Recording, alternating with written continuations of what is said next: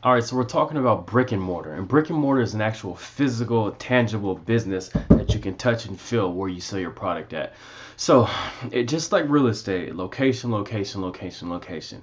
It doesn't matter where you have your brick and mortar store at, as long as if you have one, that's great. If not, you could still make plenty of money online. Personally, I like the online route. I used to have a brick and mortar shop. It was rough because you're paying a lot of overhead and then you're paying for the time that the product is there and your store isn't open, if that makes sense. If you have both online and brick and mortar working for you, that's great. But so let's just talk about brick and mortar. So location, location, location.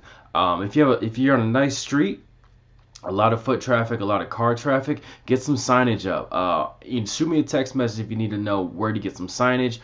You can wrap the side of your windows. You can do some banners. I notice a lot with A-frame signs. Get an A-frame sign, put some balloons on that thing. That converts really, really, really well. And then also, once you get people in your store, you want to have a certain type of flow to it, meaning that when somebody walks in your store, they can kind of see the product that you offer. And then if say for instance, you just have a brand, you got shirts and hats, and you're putting your stuff in a brick and mortar shop, somebody else's shop, but you want to sell them out of there, like a liquor store or whatever.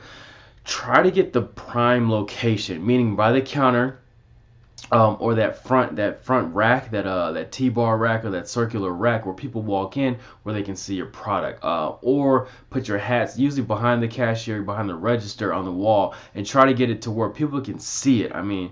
You'd be surprised if people can see your product and the logo looks good, it looks crisp. People will actually buy it just because it looks good.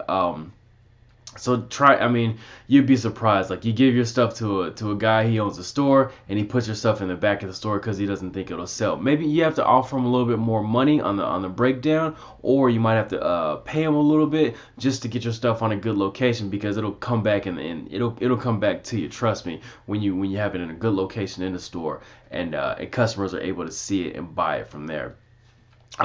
Also, you want to have, if you own a brick and mortar store, you want to have your Google location set up and ready to roll. You want to have your Facebook location set up and ready to roll. So when people are in the area and they type in T-shirts or they type in hats, boom, your store pops up on that on the search list. You also want to have your Yelp going. I'm not a fan of Yelp, but Yelp does help. And sometimes you might offer $3-4 off a shirt or a hat just for a 5-star Yelp review. And the customer they go in on their account, they write a 5-star review, and that takes you up the search ranking. And you'll be surprised that when you have a strong Yelp account or Yelp reviews, Google actually ranks it higher. So when somebody types in streetwear or custom T-shirts or clothing brand or apparel, if you have a good Yelp review score, then your search engine ranking will be higher. So don't sleep on that. Always try to get 5-star reviews. Sometimes 4 3 stars will work. 1 stars, of course, nobody wants to get a 1 star, but it happens. Usually, if you get a 1 star, you want to ask the next 5 people, hey, can you give me a 5-star review? So brick and mortar is one of those things that, and people say, oh, the online is going to take over. There'll be no more physical stores. I think brick and mortar will still be around for like the next 2 or 3 generations, but it's one of those things that you got to get traffic to it.